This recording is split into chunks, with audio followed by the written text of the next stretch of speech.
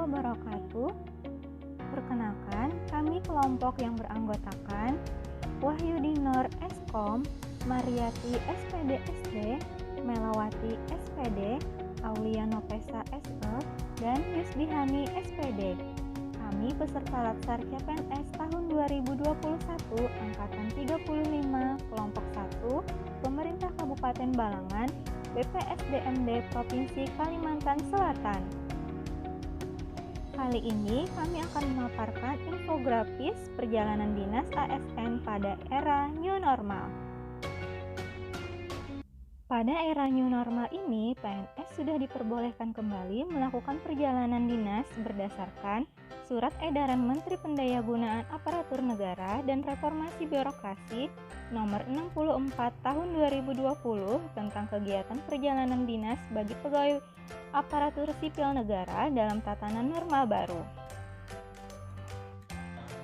Dalam rangka mencapai target kinerja dan atau sasaran kinerja, pegawai ASN dapat melakukan perjalanan dinas dengan memenuhi hal-hal sebagai berikut.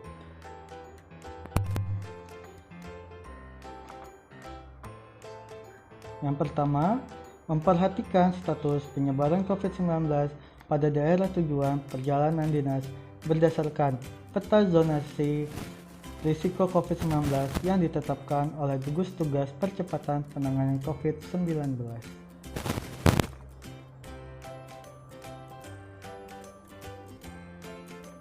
Yang kedua, memperoleh surat tugas yang ditandatangani oleh minimal pejabat setingkat eselon 2 atau kepala kantor bagi pegawai aparatur sipil negara pada satuan kerja lainnya.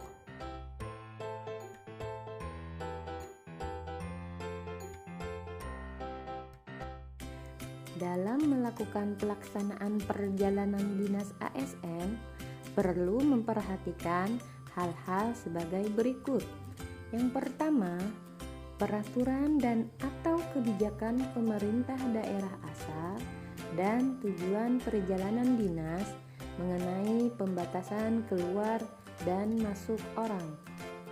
Yang kedua, setiap individu yang melaksanakan perjalanan wajib menerapkan protokol kesehatan berupa pakai masker, jaga jarak, dan cuci tangan.